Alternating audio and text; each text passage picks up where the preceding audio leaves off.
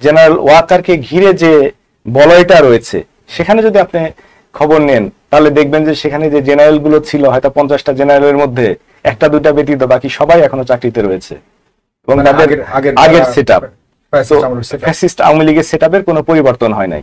তার সর্বশেষ উদাহরণ হচ্ছে আজকের এই রামুর একজন অফিসার যে ঘটনাটা ঘটালো মেজর সাদিক। 5ই আগস্টের পূর্বে জুলাইয়ে একটা অবিস্মরণীয় দেশ এবং জাতির মাঝে একটা সেতু বন্ধন তৈরি হয়েছিল।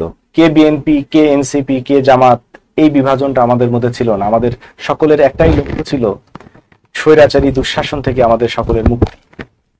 কিন্তু দুর্ভাগ্যজনক হলে সত্য যে সেই ঐক্যটা আমরা ধরে রাখতে ব্যর্থ হয়েছি। আমরা সকলে জানি যে ডক্টর ইউনূস একজন আন্তর্জাতিক খ্যাতিসম্পন্ন ব্যক্তিত্ব, যিনি আমাদের প্রধান উপদেষ্টা, এবং তার আন্তর্জাতিক খ্যাতির কারণে আমরা অনেক কিছু অ্যাচিভ করতে পারতাম। কিন্তু আজকে এই ঐক্যের কারণে এবং একটা দুর্বল প্রশাসন প্রথম থেকেই চালু থাকার কারণে আমরা অনেক কিছুই করতে পারিনি। ব্যর্থতাগুলোর মধ্যে প্রথমেই যদি আমরা আসি, যে আওয়ামী লীগকে প্রথমেই এলিমিনেট করা, যেটা আমাদের ইনিশিয়ালি দরকার ছিল। তখন কিন্তু বিএনপি, এনসিপি, জামাত কোনো বিভক্তি ছিল না, কিন্তু আস্তে আস্তে এই বিভক্তিটা এমন একটা পর্যায়ে চলে এসেছে যে এই বিভক্তির গ্যাপ দিয়েই শত্রুরা ঢুকে পড়ছে। তার প্রথম প্রমাণ আমরা পেলাম হচ্ছে 5 আগস্টের ঘটনার পরে ডক্টর ইউনূস শপথ নিলেন 8 অগাস্ট। তার 1 বা 2 দিন পরেই গোপালগঞ্জে সেনাবাহিনীর 2 জন সৈনিক নিহত হয় সন্ত্রাসীদের আক্রমণে, এবং আওয়ামী লীগ সেখানে তাদের শোডাউন করে। সাথে সাথে যদি গোপালগঞ্জে অ্যাকশনটা কঠোর হতো তাহলে এই প্রবলেমটা হতো না। কিন্তু আমি আজকে সেনা কর্মকর্তা, আমি সেনাবাহিনীকে ভালোবাসি এবং দেশকে ভালোবাসি। আমার কাছে স্বাধীনতা, সার্বভৌমত্ব এবং দেশের আঞ্চলিক অখণ্ডতা অবশ্যই ব্যক্তি স্বার্থের ঊর্ধ্বে। কিন্তু দুঃখজনক হলে সত্য যে সেনাবাহিনীর কমান্ড চ্যানেল, দেখুন আজকে রাষ্ট্রের সব ক্ষেত্রে পরিবর্তন হয়েছে। পুলিশের 15,000 পুলিশ সদস্য পালিয়ে গিয়েছে, পুলিশের রিফর্ম হয়েছে, সেক্রেটারিয়েটে চেষ্টা করা হচ্ছে রিফর্ম করার, কিন্তু সেনাবাহিনীর কমান্ড চ্যানেলের কোনো পরিবর্তন নাই, যেটা আমাদের জাতির জন্য দুর্ভাগ্যজনক। যারা কমান্ড চ্যানেল বলতে আপনি কাদেরকে বোঝাচ্ছেন? কমান্ড চ্যানেল বলতে আমি বুঝাচ্ছি মিলিটারিতে যে যিনি একদম চিফ অফ আর্মি স্টাফ যিনি রয়েছেন। আমি যদি শুধুমাত্র চিফ অফ আর্মি স্টাফের কথা বলি, জেনারেল ওয়াকার, তাকে আমি হয়তো একটা ক্রেডিট দিব যে জুলাই অভ্যুত্থানের ক্ষেত্রে তিনি ছিলেন, সর্বশেষে তিনি জনগণের পক্ষ নিয়েছেন এবং তার পজিটিভ রোলের কারণে হয়তো আমাদের বিপ্লবটা সফল হয়েছে এবং রক্তপাত কম হয়েছে, যেটা জেনারেল নুরুদ্দিনও করেছিলেন 1990 সালের শেষে। এরপরে জেনারেল ওয়াকারকে ঘিরে যে বলয়টা রয়েছে সেখানে যদি আপনি খবর নেন তাহলে দেখবেন যে সেখানে যে জেনারেল গুলো ছিল হয়তো 50টা জেনারেলের মধ্যে একটা দুইটা ব্যতীত বাকি সবাই এখনো চাকরিতে রয়েছে এবং তাদের আগের সেটআপ ফ্যাসিস্ট আওয়ামী লীগের সেটআপের কোনো পরিবর্তন হয় নাই। তার সর্বশেষ উদাহরণ হচ্ছে আজকের এই রামুর একজন অফিসার যে ঘটনাটা ঘটালো মেজর সাদিক। অফিসারটি রামুর 36 বেঙ্গলে তার পোস্টিং ছিল, সেখান থেকে সে আমার জানা মতে 100 দিনেরও অধিক সময়ে সে ইউনিটে অ্যাবসেন্ট ছিল। আচ্ছা, এরপরে সে পরবর্তীতে এই যে কার্যক্রমগুলো করেছে, নোটিসড হয়েছে, মানে ধরনের জানতোই না কর্তৃপক্ষ, এটা অসম্ভব। সেনাবাহিনীতে একজন অফিসার যদি একদিন অ্যাবসেন্ট থাকে সাথে সাথে সেই রিপোর্টটি সেনাবাহিনীর সেনা সদরে চলে যাওয়ার কথা। তাহলে একটা অফিসার এতদিন অ্যাবসেন্ট ছিল, সেটা যদি বলা হচ্ছে সিএমএইচ এ ছিল বা অন্য কোথাও ছিল, এটা অসম্ভব। সিএমএইচ এও অ্যাকাউন্টেবিলিটি আছে, সিএমএইচ থেকে প্রতিদিন রিপোর্ট পাঠানো হয় কারা কারা সিএমএইচ এ ভর্তি আছে কারা নেই। কাজেই এই জায়গাটাতেই আমাদের উইকনেসটা, যেটা পূর্বেও আমরা দেখলাম যে অনেক কিছুতে যে প্রবলেমটা হচ্ছে টপ লেভেলে যাদেরকে আপনি মিন করছেন তাদেরই কোনো পরিকল্পনার অংশ ধরে নেওয়ার সুযোগ আছে বলে মনে করেন? এখন এখানে আমি যেটুকু জানতে পেরেছি তার কমান্ডিং অফিসার যে ছিল, কমান্ডিং লেভেল থেকে কোনো কি তার কমান্ডিং অফিসার থাকে একজন লেফটেন্যান্ট কর্নেল।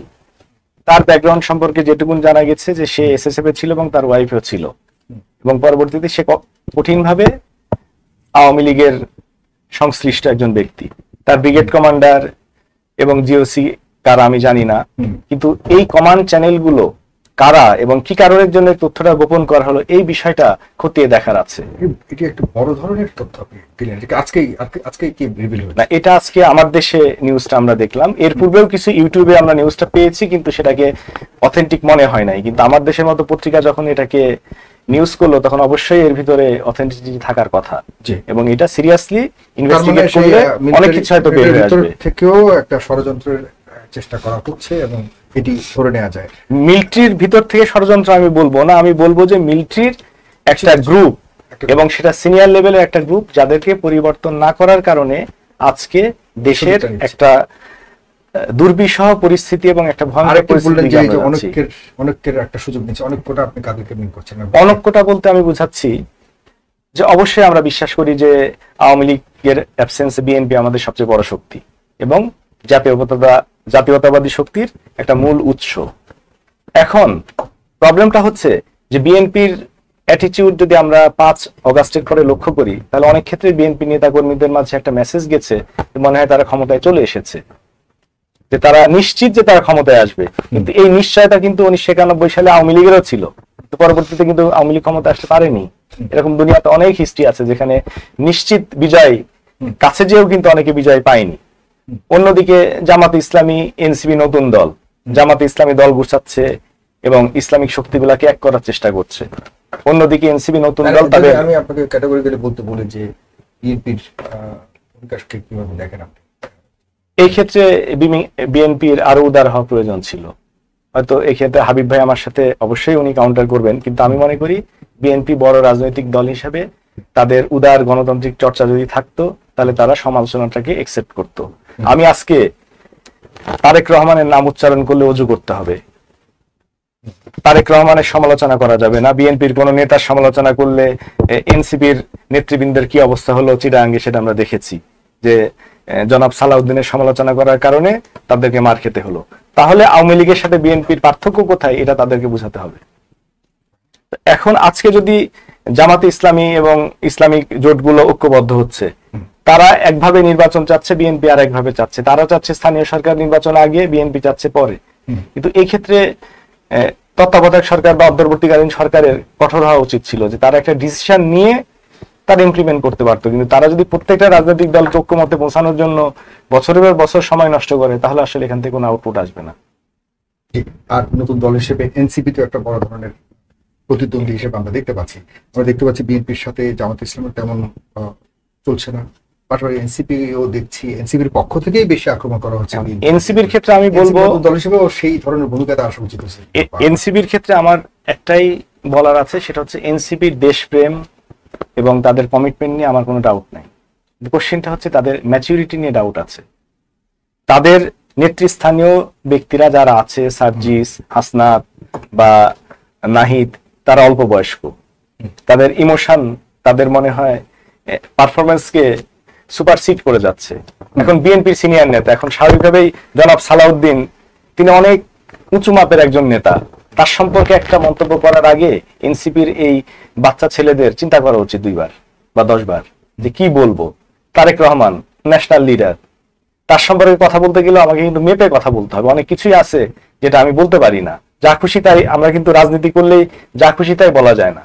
তো এই ম্যাচুরিটির ক্ষেত্রে আমরা দেখেছি যে এনসিপির অনেকের মধ্যে হয়তো রাজনৈতিক ভূমিকার ক্ষেত্রে কথাবার্তা বলার ক্ষেত্রে আপনি দুই পক্ষকেই আসলে নিয়ন্ত্রণের একটা, মানে বিএনপির ক্ষেত্রে ছাড় দেওয়ার মানসিকতা, আর এনসিপির হচ্ছে রাজনৈতিক ম্যাচুরিটি বা কথা বলার ক্ষেত্রে লাগাম টানা। এইটাকে আমি মনে করছি যে অনৈক্যের মূল কারণ। আর জামাত বিএনপি যেটা প্রবলেমটা হয়েছে সেটা আইডিওলজিক্যাল। যেমন জিয়াউর রহমান রাষ্ট্রপতি হওয়ার পরে তার প্রধানমন্ত্রী ছিলেন শাহ আজিজুর রহমান, একজন ডানপন্থী নেতা, মুসলিম লীগের নেতা, এবং স্বাধীনতা যুদ্ধের সময় তিনি মুক্তিযোদ্ধা ছিলেন না এবং স্বাধীনতার বিরোধী শক্তি। পরবর্তীতে ম্যাডাম খালেদা জিয়া যখন প্রধানমন্ত্রী ছিলেন, তার রাষ্ট্রপতি ছিলেন আব্দুর রহমান বিশ্বাস, তিনিও মুক্তিযুদ্ধের বিপক্ষের মানুষ। তাদেরকে ডান এবং বামের চমৎকার একটা ঐক্যের স্থান ছিল বিএনপি। সেই বিএনপিকে আজকে যদি বলা হয় যে ডানপন্থীদের উত্থান ঘটছে, বিএনপির মহাসচিব যদি বলেন, তখন কিন্তু বিএনপি একটা বামপন্থী রাজনৈতিক দল হয়ে যায়। তখন কিন্তু বিএনপি আর সেই